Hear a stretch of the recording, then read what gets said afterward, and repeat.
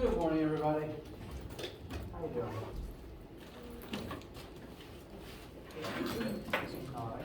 Hope things are good. Hope things are going well. Week's halfway through. Any questions, random or otherwise, before we get started today? All right. Well,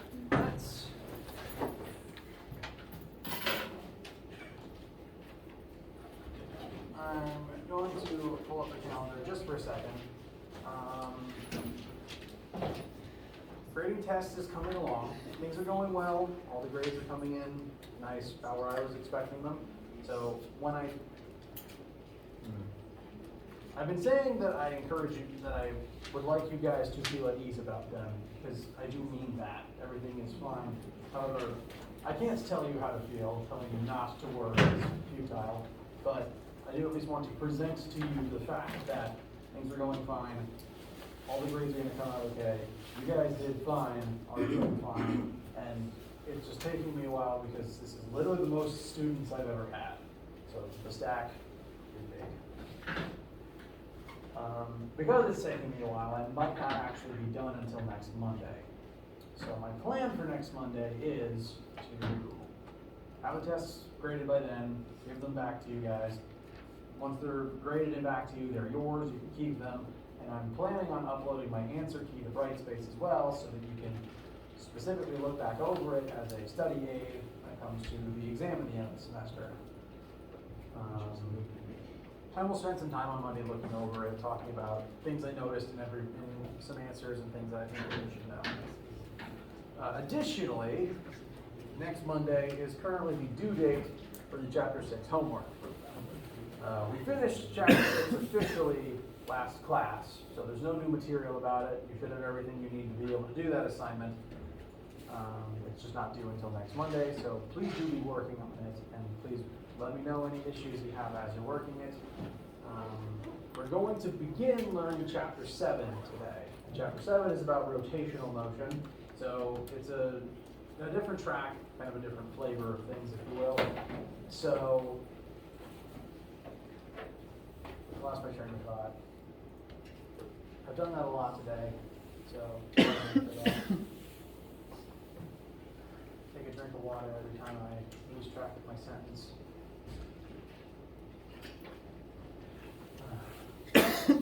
Bless you.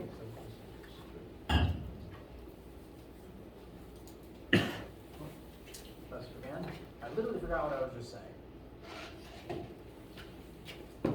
I should probably consult a professional about that. Okay, in class we're going to be learning about rotation, which is pretty different from what Chapter 6 was about. So do be working on the Chapter 6 as this week goes on. That's going to be on your own time, because what we're learning in class is of a different fare. So it's up to you to come with questions if you work on Chapter 6 homework and you need some help with it. Do please bring them to class though, or email me anytime. I'm rambling. How are you guys? Okay. Before we move on towards Chapter 7, any lingering momentum, collision, impact, explosion questions or issues encountered with the homework before we move on?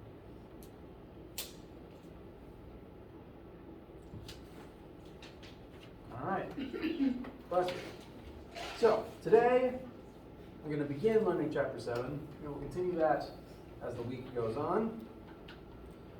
Out the right slide.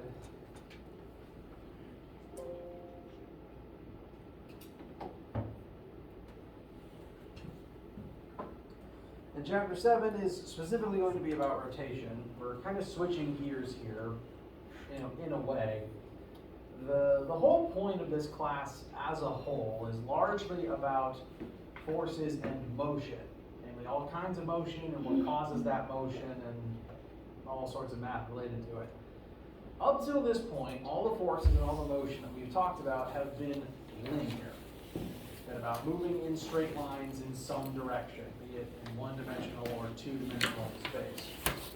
And we live in a three-dimensional world, and if you move or sometimes I might say the word translate. If you translate linearly through 3D space, you're just moving in a straight line in some direction. You can measure how far you go and how fast you're moving, all that good stuff. Everything up till now has been linear, translational, three-dimensional motion, which I find to be the kind of motion that most people think in terms of, because at least in my experience, the human mind is pretty easily able to comprehend something moved this far in a direction. You can measure that, you can visualize that with relatively little difficulty. But there is more than one way to move.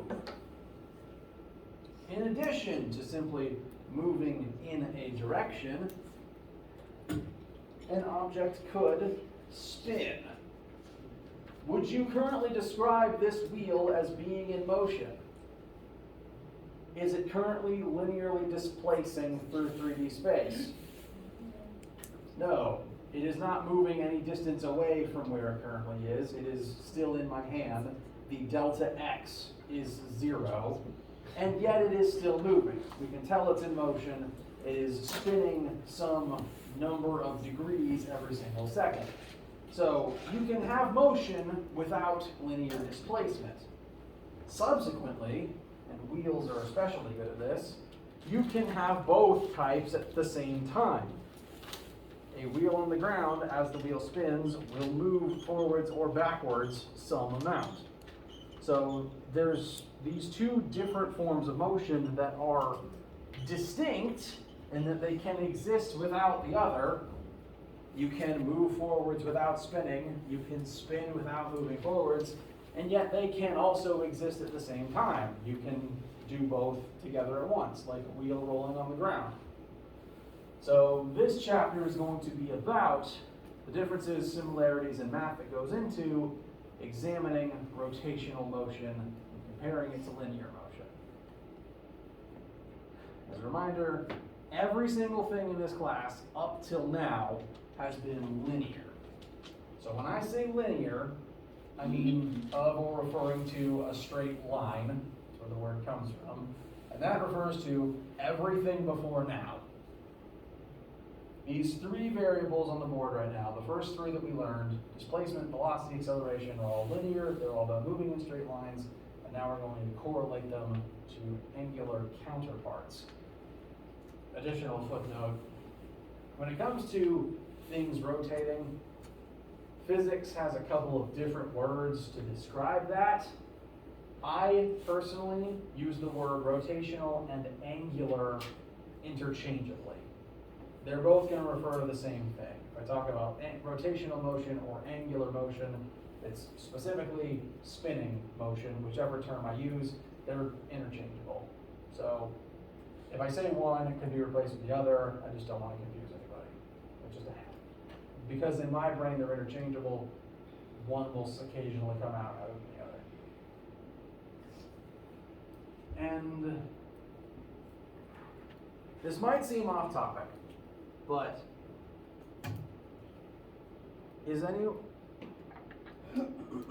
has everyone in this room at some point in some book, movie, TV show come across the concept or the story element where there is some parallel universe where everything to the main universe is similar but kind of different? Getting a lot of nodding, that's good. It comes up in a lot of sci-fi a lot of the time. There tends to be some parallel world where someone is either evil or something has changed, and it's a fundamentally similar place, but something is different, something is off. I bring up this concept, this idea from fiction, because the difference between linear motion and rotational motion is a lot like that. Everything so far has been linear. That's the dimension we live in. The angular dimension has all the same stuff in it. It's just different. And so every single linear concept we have mentioned thus far has a counterpart in the angular dimension. Like how in Star Trek, for example, the mirror universe has its own version of Spock. He just has a mustache and he's evil. So all these things in the linear universe have their own weird, evil mirror counterpart in the angular timeline. And the first thing we're going to do is look at some of those angular counterparts and see how they compare back to the linear ones we've used thus far. Questions so far?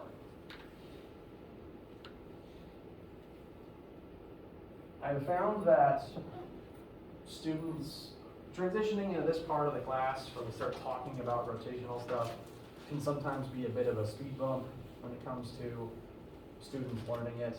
Even I myself have to refresh myself on it every time I have to teach it. It's a weird thing, especially the way that I end up describing it.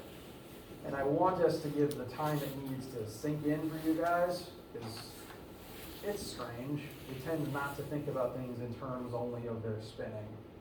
And the mirror universe analogy can be kind of weird. So I really do mean it. If you have questions or if something is confusing, I want you to stop me. And I'm going to try to make sure we have the time that we need to let this sink in, all right? So let us begin our journey into the weird, timey-wimey parallel world where things spin instead of moving forwards by looking at the angular counterpart to displacement. When things move linearly forwards, you can measure how far they move in a direction. The angular counterpart of that, rather than measuring how far forwards something goes, is measuring the angle to which it spins. You're going to refer to this as delta theta. And to visualize this on the wheel, for example,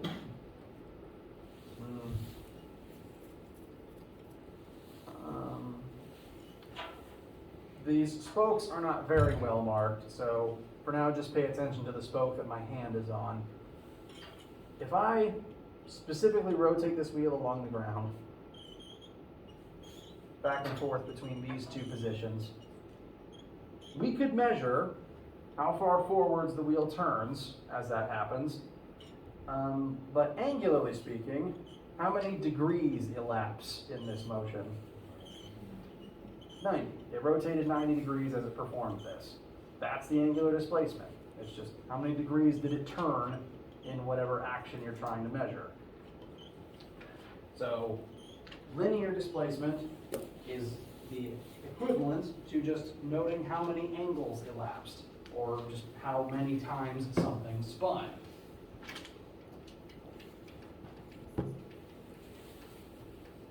And whereas linear displacement, whether it's delta t, delta x, whatever we're using, is measured in meters, we are primarily going to measure angular displacement in radians. Is anyone horrified when I say the word radians? Okay, it's not a bad reaction. That's good. Some of my students in the past, when I say the word radians, they flash back to unfun parts of previous geometry classes. Up till this point, we've mostly been using degrees when it comes to talking about like the angle between two things, and we could use degrees to talk about the degree to which something has spun. That we just talked about how we could have described the motion I performed with the wheel as rotating 90 degrees, and that is a valid point. However, the formulas that we are going to employ are specifically designed to use radians. So I suppose more often than not, you could say that radians is the metric unit for angle, as opposed to degrees, unfortunately. As a refresher, the word unit circle elicit any terror in anybody? Bless you. Okay. Is anyone unfamiliar with a unit circle? All right, okay. Reactions are going well so far. I have honestly had students groan real hard in this. Unit circle is just a literal circle that most people use to show the relationship between angles and degrees. because they measure the same thing. It's just what unit you're using. It's like converting between meters and feet. We actually have 3 units of rotation because you could describe just the number of times a wheel rotated. You could literally list number of rotations, which tends to get abbreviated to ROT.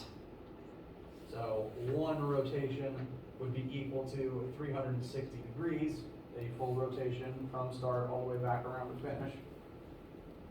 So the 90-degree rotation we just looked at, you could call a quarter rotation, 0.25 ROT. But the 3rd unit, and the one that we're going to use most often, is radians. So 1 full rotation, 360 degrees, is equal to 2 pi radians. This whole 3-part thing up here is just one big conversion that you can use to convert between any 2 of these 3 things. The unit circle just helps to sort of visualize the relationship between them all. 0 degrees is 0 radians. Meanwhile, 90 degrees is pi over 2 radians. 180 degrees is pi radians. 270 degrees is 3 pi over 2 radians. And 360 degrees is 2 pi radians. And that is to say, the number of radians is equal to 2 times pi. Pi is a number, you can multiply it into 2, you can come out to like 3.28. And at least if you were me in middle school geometry class, you were probably wondering where the heck radians came from and why we would ever use them. And ye olde geometrists came up with it pretty much entirely from the circumference formula. Because the circumference being the full the full length of the circle edge, if you broke it like a string and laid it out and measured it start to end. Circumference, the whole arc length of the entire circle, is 2 pi, which is radians for the whole trip around the circle, times the circle's radius. So this is where that 2 pi specifically comes from. We literally calculated it from a circle. That's where the number pi originated from, as far as we understand it. And because of that relationship, because of the way that we're going to be using our formulas, radians is going to be the standard unit for angular displacement as we continue. How's any of this feel so far? Okay. No one's reacting in horror yet, that's good.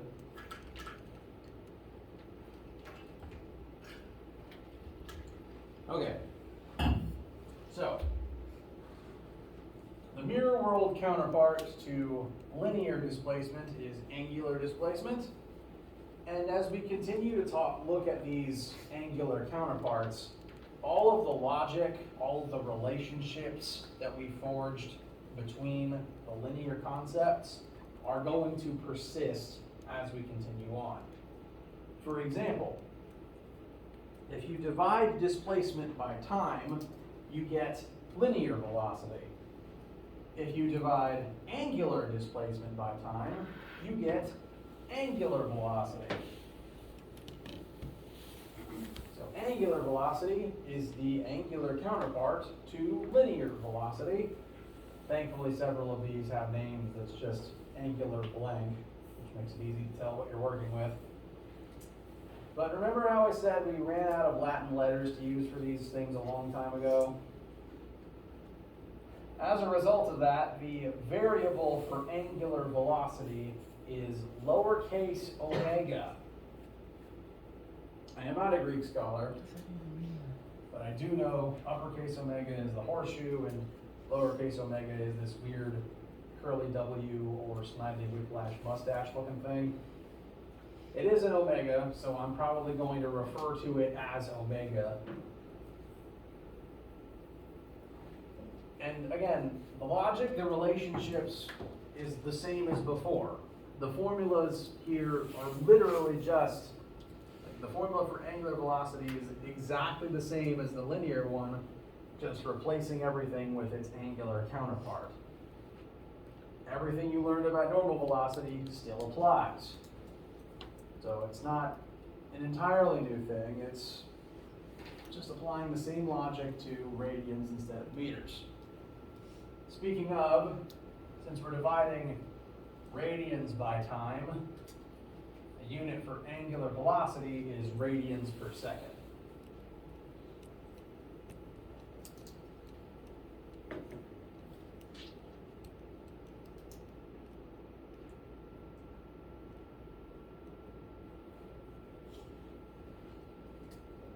Questions so far? All right. Now, for the next one, what was the relationship between linear velocity and linear acceleration?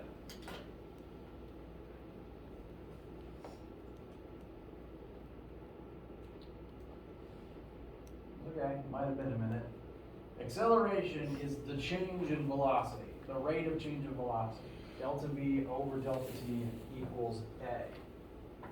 Angularly, that same pattern holds true. If you divide the change in angular velocity by time, you will have an angular acceleration. And thankfully, the variable for angular acceleration makes an amount of sense. It's a lowercase alpha. Granted, lowercase alpha looks a lot like a lowercase Latin script A. So when I write it myself on the board, I'm going to try to overemphasize the difference. When I, in my own handwriting, write a lowercase a, it's a circle with a downward facing tail. When I write a lowercase alpha, I draw a fish. Because I'm honestly fairly certain the Jesus Fish logo was originally a Greek lowercase alpha. So I think that's where that comes from. Please correct me if you happen to know better. And if I'm wrong, please tell me if you happen to know. And so as a result, I'm going to try to overemphasize the fishness when I write this. Sometimes I might even just do this. Anyway, it's a lowercase alpha, it is angular acceleration, and appropriately to the pattern, it is measured in radians per second squared. Just replace the meters with radians. So, our angular variables so far are theta, which we're used to using for angle measurements, omega, and alpha. I might occasionally refer to them as theta, omega, and fish.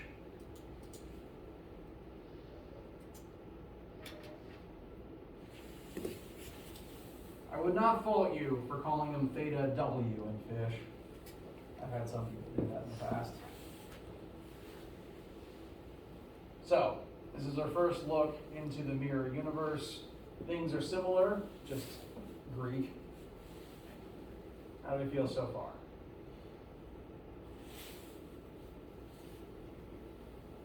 Alright, like I said, all the formulas, all the logic are the same. To double verify that fact, here is all the original formulas and variables that we covered in this class. We have just displacement followed by the Fantastic Four, the first formulas we used. These same formulas exist in the angular world, in the rotational world. You just replace everything linear with its angular counterpart. Also, apparently in the angular timeline, stepping on chords is still equally frustrating. If you have